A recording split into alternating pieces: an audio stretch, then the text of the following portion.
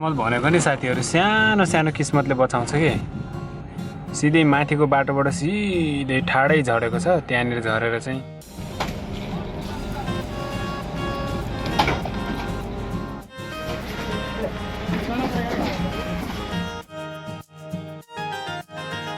जलेर आएको छ सिधा हाम्रो चाहिँ अलकनन्द हो सायद यत्रो सो नमस्ते साथीहरू के छ हालखबर सन्चै हुनुहुन्छ फेरि पनि हामी नयाँ ब्लगमा फेरि आइसक्यौँ र अहिलेको समयमा चाहिँ म चाहिँ योभन्दा पहिलो ब्लग चाहिँ हिन्दीमा आएको थियो भने यो ब्लग चाहिँ नेपालीमै आइरहेछ अहिले जुन तारकोल हुन्छ पेन्टिङको मालको सामान लिएर आछौँ यसलाई चाहिँ खाली गर्ने अनि खाली गर्ने मान्छेको चाहिँ सम्पर्कविहीन भएर सम्पर्क नै लागिरहेको छैन त्यो कारण चाहिँ हामी खोजिरहेको छौँ कहाँनिर खाली गर्ने एक त नेटवर्कको बडा समस्या रहेछ कि यहाँनिर अब तारकोलको ड्रमहरू ल्याउनलाई ऋषिकेश जानुपर्ने छ हामीले चाहिँ अहिले चाहिँ यो के भन्छ के नाम हो लोलर हुन्छ नि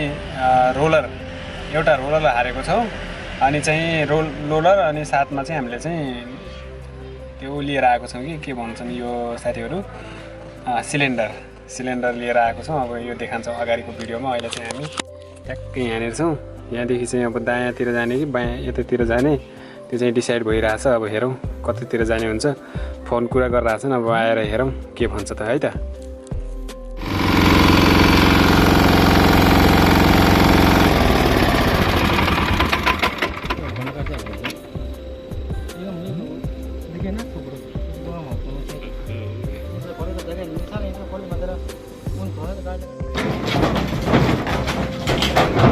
Ding ding ding ding ding ding ding ding ding ding.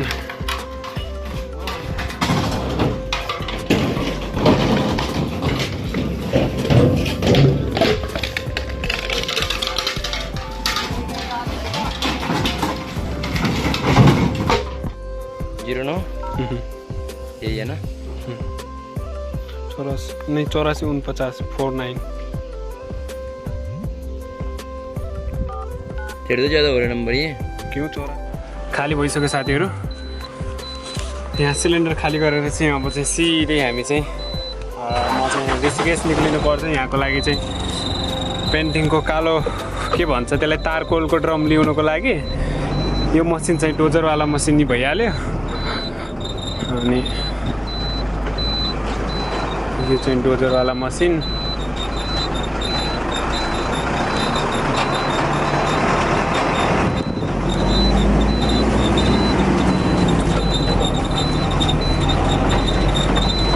यहाँबाट चाहिँ सिधै बाइपास देउप्रयाग निस्किन जान्छ ब्यास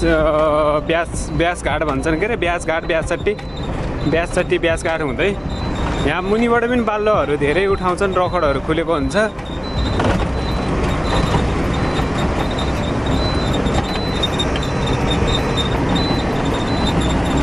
चाहिँ खोलाको किनाराबाट जान्छौँ साथीहरू हामी चाहिँ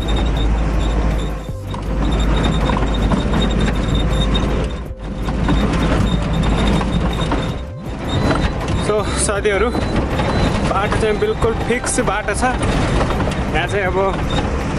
एकैछिनमा म फेरि देउप्रयाग पुगिहाल्छु त्यहाँनिर चाहिँ बोर्ड लागेको रहेछ बोर्डमा चाहिँ कति किलोमिटर छ देउप्रयाग हेरौँ यहाँदेखि चाहिँ ब्यासघाट 12 किलोमिटर देउप्रयाग चाहिँ 27 किलोमिटर छ साथीहरू 27 किलोमिटर गइसकेपछि चाहिँ मेन बाटो आइहाल्छ फेरि त्यहाँबाट फेरि सुत्तम सुत ऋषिकेशको लागि बाटो चाहिँ यस्तो साँगुरो बाटो छ सिङ्गल बाटो छ साथीहरू अगाडिबाट गाडी आयो भने त्यही ध्यान दिनु परिरहेको छ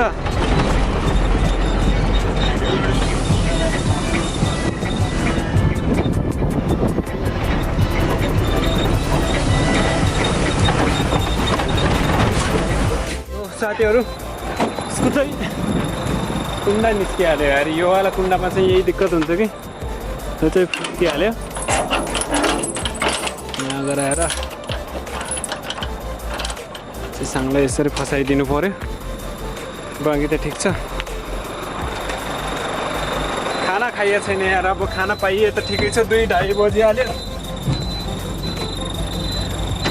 यो पनि भारू 2 बजेछ भारू 2 मतलब नेपाली 3:30 भइसक्यो छ यार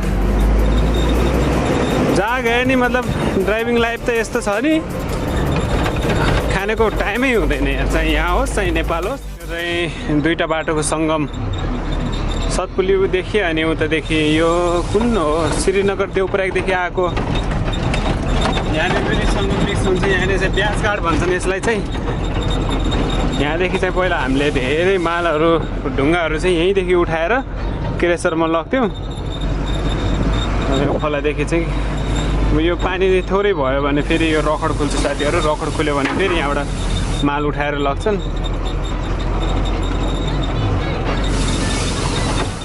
इन्डिया कस्तो हुन्छ भन्ने नेपाली साथीहरूलाई चाहिँ थाहा हुन्न यो नेपाल चाहिँ यस्तो हुन्छ है त साथीहरू यो चाहिँ उतादेखि आएको सङ्गम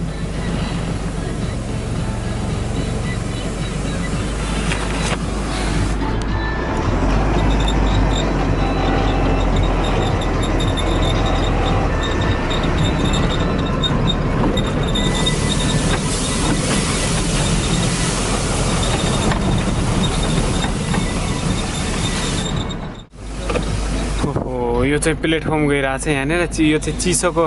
गाडी चाहिँ यो है त साथीहरू चिसो भएर छ यो गाडीमा चाहिँ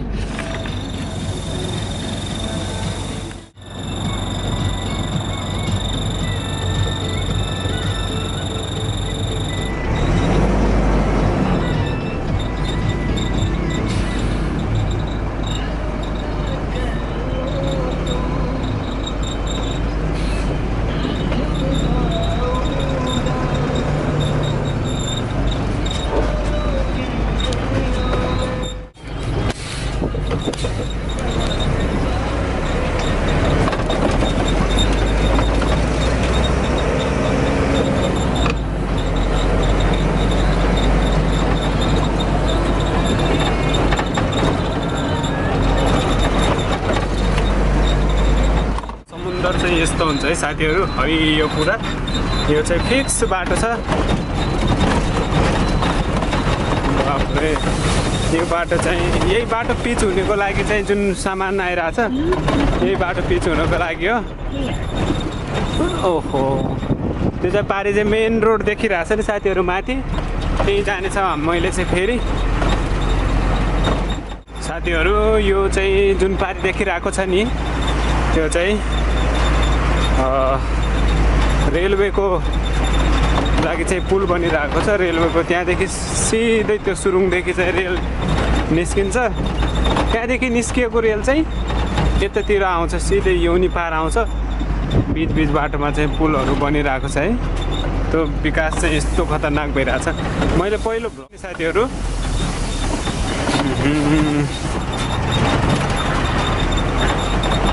त्यहाँदेखि निस्किएर यतातिर पनि बन्न लागेको छ नि त्यहाँबाट सिधै यौनी पार आउने हो यहाँ आइसकेपछि फेरि यतातिर पनि सरियाहरू छ सिधा हाम्रो चाहिँ बस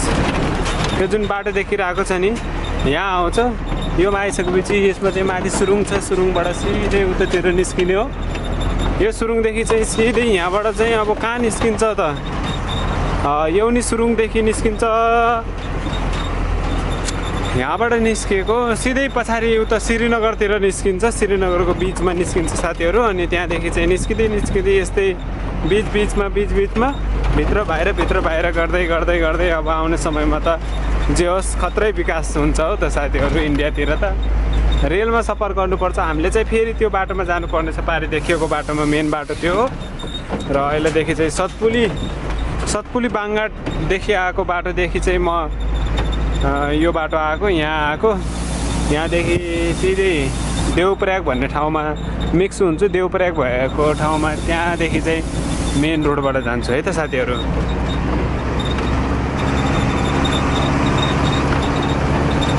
यो बाटो भर्खरै कटेको हो सायद पहिला चाहिँ थिएन नभएको जस्तो मान्छु है मैले त यो उता सुरुङतिर जानको लागि चाहिँ त्यही हो सुरुङ देखिरहेछ नि साथीहरू त्यहीको लागि चाहिँ कटिङ गरेर लगेको छन् है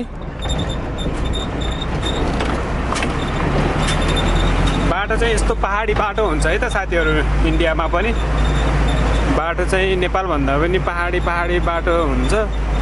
त्यही हो, बाटो अलिकति राम्रो हुन्छ भन्ने मात्रै हो, पर नत्र त पहाड क्षेत्रमा त यहाँनिर चाहिँ एक्सिडेन्ट भएको छ साथीहरू। माथिबाट चाहिँ सिधै लोड ट्रक आयो या कस्तो आयो, सिधै यहाँ आएर स्वाट्टै खस्दियो।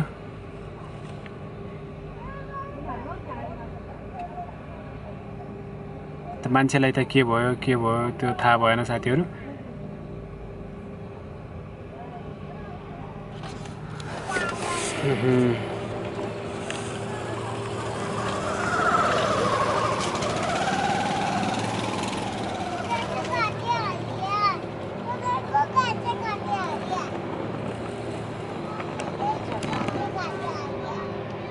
साथीहरू सानो सानो किस्मतले बचाउँछ कि। सिधै माथिको बाटोबाट सिधै ठाडै झरेको छ, त्यहाँनिर झरेर चाहिँ त्यसलाई चाहिँ केही पनि भएन छ। तर यो मुनिको बाटो नभइदिएको भए चाहिँ हेर्न सक्नुहुन्छ मुनि गङ्गा बगिरहेछ, सिधै यहाँ गएर लास पनि नमिल्ने यस्तो भइसक्यो थियो साथीहरू। किस्मत लक भएपछि चाहिँ जे होस्।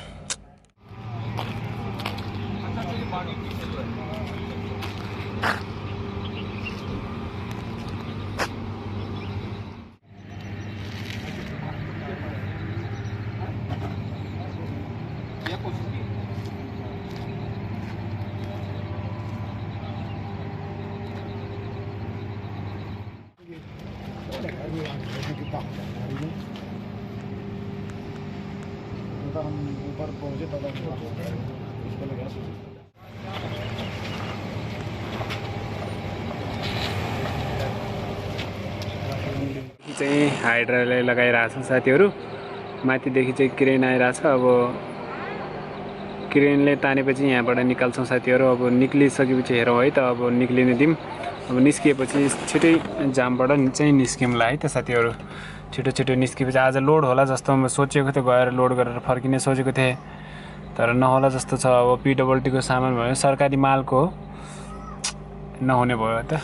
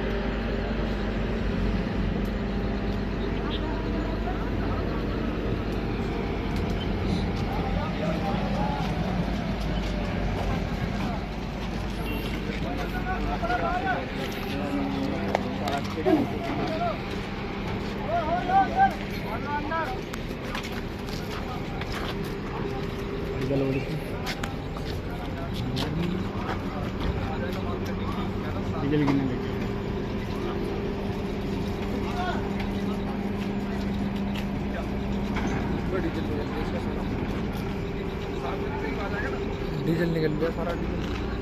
निकल भाई। ठीक है, शाम को 7 बजे कर लेंगे 2 बार। ठीक है।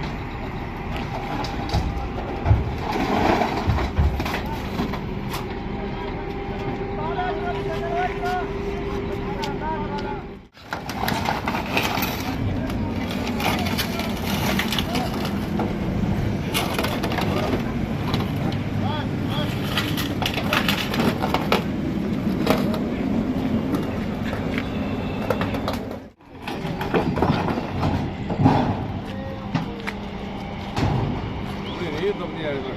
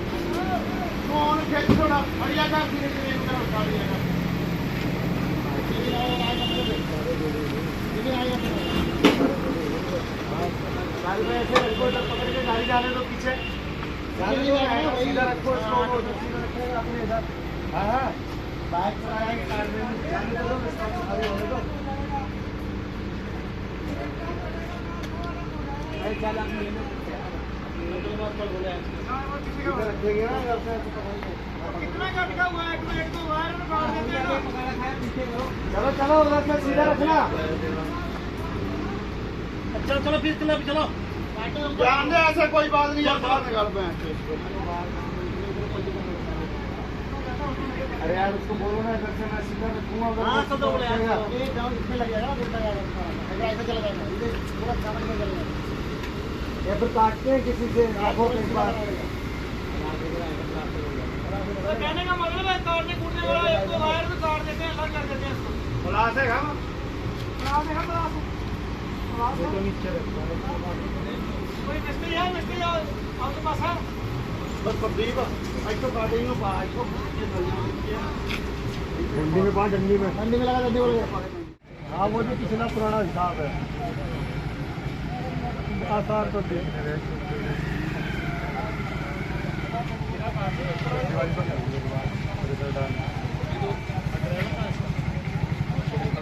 यति ठुलो एक्सिडेन्ट भएको छ नि।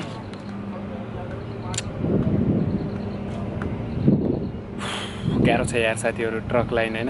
माथिदेखि सिधी खसेको सायद त्यस्तो भएको छ गाडी पनि। म त त्यहाँ गएकै छैन, अब जानु पऱ्यो होइन। क्यामेरा चाहिँ लग्न मिल्दैन होला, क्यामेरा लगे पनि ठिक लाग्दैन नि त, त्यहाँनिर सबैले उ गरेर हान्छन्। मोबाइल हुन्थ्यो भने सिधी बनाउँदा सजिलो हुन्थ्यो, त्यो पनि म मोबाइलदेखि बनाएर देखाउँछु है त साथीहरू अगाडि कस्तो भएको रहेछ। ह्यान्ड ब्रेक खिचिदिइहालौँ। आज चाहिँ एकदम जाडो हुन लाग्यो, गाडीको लाइन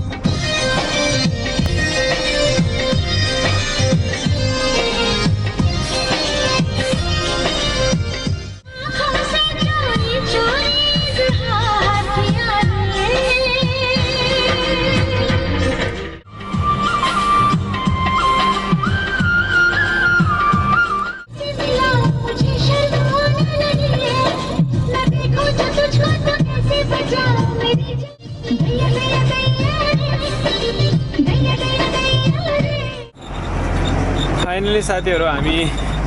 देवप्रयागको चाहिँ जुन नदी किनारमा आइरहेको थियौँ त्यो नदीको किनार थियो चाहिँ दुई नदीको सङ्गममा भागीरथी र अलकनन्दा हो सायद यत्रो म हिँडेँ होइन चाहिँ थाहा पाएन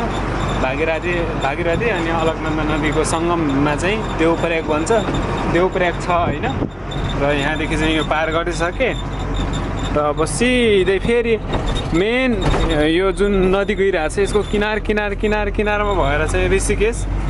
र ऋषिकेश पछि यो चाहिँ हरिद्वार हुँदै गङ्गाजी स्नान भनेर चाहिँ हरिद्वारमा भएर अगाडि जान्छ भने हामी चाहिँ ऋषिकेशसम्म चाहिँ हामी जानेछ त्यो बाई रोड भन्नुपर्छ त्यो रोडलाई छोडेर चाहिँ यो बाटोमा आइसक्यौँ साथीहरू अब चाहिँ यो बाटोलाई चाहिँ सिधै हामी मेन बाटोमा टच गर्छौँ है त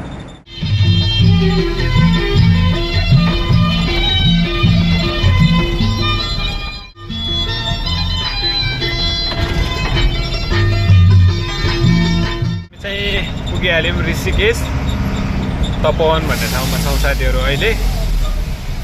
गाडी चाहिँ यो चाहिँ एलपी